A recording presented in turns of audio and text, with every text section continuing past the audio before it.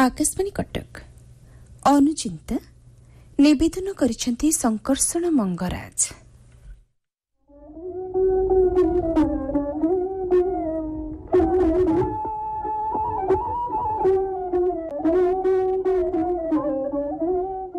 मर्त्यमंडल जन्मग्रहण करी बसवास करुथिबा मनुष्य मानक मनरे दुई गोटी लोकर कथा विशेष भाव प्रचलित।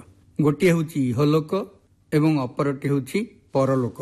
पृथ्वी पृष्ठरे जीवन धारण करी चल प्रचल होउथिबा लोकमाने इहलोकरे थांती। प्राणत्याग करि सारिबा परे परलोक गमन करि थांती।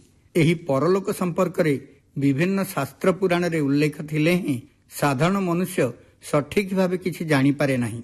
जीवात्मा मानव शरीर त्याग करी जीवा परे केउठिकी जाए, तार गति कौन हुए, ए संपर्करे साधारण रे किंभूत किमाकार धारणा रहिछि।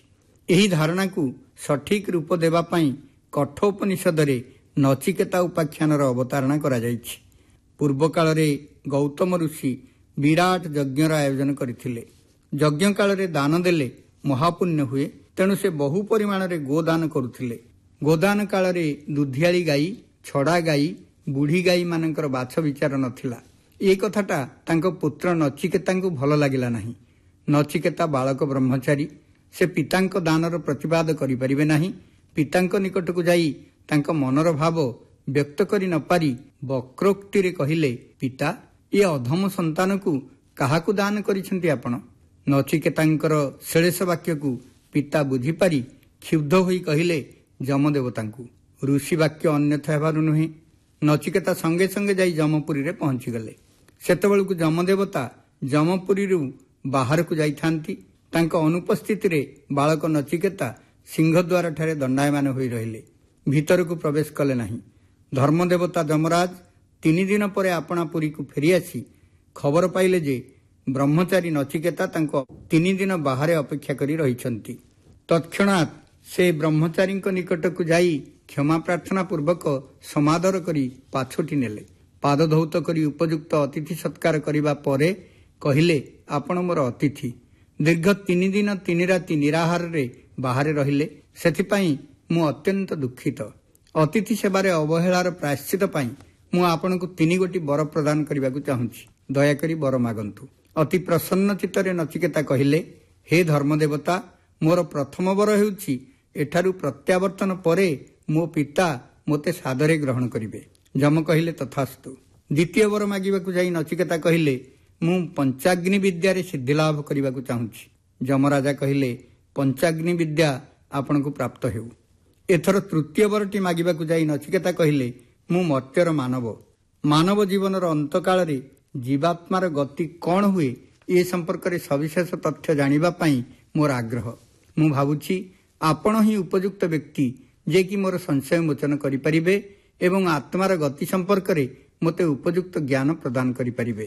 ମୃତ୍ୟୁ ପରେ ଆତ୍ମା ଯାଏ କୁଆଡ଼େ, ଏହା ପରମ ଗୋପନୀୟ ତଥ୍ୟ। ଏହି ତଥ୍ୟ ମାନବ ପକ୍ଷେ ଜାଣିବା ସମ୍ଭବପର ନୁହେଁ। ଏପରିକି ଦେବତାମାନେ ମଧ୍ୟ ଏହି ତଥ୍ୟ ସମ୍ପର୍କରେ ଅନଭିଜ୍ଞ।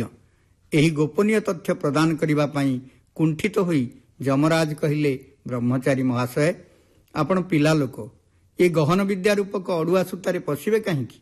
ତା ପରିବର୍ତ୍ତେ ମୁଁ ଆପଣଙ୍କୁ ଦୀର୍ଘ ଜୀବନ, ରାଜ୍ୟ ଲାଭ, ଧନ, ଜନ, ଗୋପଲକ୍ଷ୍ମୀ ପ୍ରଦାନ କରିବାକୁ ପ୍ରସ୍ତୁତ ଅଛି। ପାର୍ଥିବ ସୁଖ ସ୍ୱାଚ୍ଛନ୍ଦ୍ୟର ବର ମାଗି ନେଇ ଜୀବନରେ ଐଶ୍ୱର୍ଯ୍ୟଶାଳୀ ହୁଅନ୍ତୁ। ନଚିକେତା ଅତି ବିନୀତ ଭାବରେ କହିଲେ, ମହାଭାଗ, ପାର୍ଥିବ ଐଶ୍ୱର୍ଯ୍ୟ କ୍ଷଣଭଙ୍ଗୁର। ଅନନ୍ତ କାଳବକ୍ଷରେ ଏହି ଧନ ସମ୍ପଦ, କ୍ଷମତା, ପ୍ରତିପତ୍ତି ସମୁଦ୍ର ବକ୍ଷରେ ବୁଦ୍ବୁଦ ପରି କ୍ଷଣସ୍ଥାୟୀ। ତେଣୁ ସେଥିପ୍ରତି ମୋର ତିଳେ ମାତ୍ର ଲାଳସା ନାହିଁ। ଦୟାକରି ମୋର ପ୍ରଶ୍ନର ଯଥାଯଥ ଉତ୍ତର ପ୍ରଦାନ କରି ମୋତେ ଧନ୍ୟ କରିବା ହୁଅନ୍ତୁ। ମୁଁ ଆପଣଙ୍କ ଶିଷ୍ୟତ୍ୱ ଗ୍ରହଣ କରୁଛି। ହେ ପରମ କାରୁଣିକ ଗୁରୁଦେବ, ମୋତେ କୃପା କରି କହନ୍ତୁ, ମୃତ୍ୟୁ ପରେ ଆତ୍ମା ଯାଏ କୁଆଡ଼େ? ଯମରାଜ ବୁଝିଗଲେ ଯେ ସ୍ୱଳ୍ପ ବୟସ୍କ ହେଲେ ମଧ୍ୟ ନଚିକେତା ଜିଜ୍ଞାସୁ ଏବଂ ବ୍ରହ୍ମଜ୍ଞାନ ଲାଭ କରିବା ପାଇଁ ଅନିସନ୍ଧିତ୍ସୁ। ସେ ସ୍ନେହଭରା କଣ୍ଠରେ କହିଲେ, ବତ୍ସ ନଚିକେତା, ଆପଣ ଯେଉଁ ପ୍ରଶ୍ନ ପଚାରିଛନ୍ତି ତାହା ଆତ୍ମତତ୍ତ୍ୱ। ସେହି ଆତ୍ମତତ୍ତ୍ୱ ପ୍ରବଚନ ଦ୍ୱାରା, ଶାସ୍ତ୍ର ଅଧ୍ୟୟନ ଦ୍ୱାରା କିମ୍ବା ତର୍କ ଦ୍ୱାରା ଲାଭ କରାଯାଇପାରିବ ନାହିଁ। ପୁରୁଷାର୍ଥ ଦ୍ୱାରା ଆତ୍ମ ସାକ୍ଷାତକାର ଏବଂ ବ୍ରହ୍ମଜ୍ଞାନ ପ୍ରାପ୍ତ ହୋଇପାରିବ।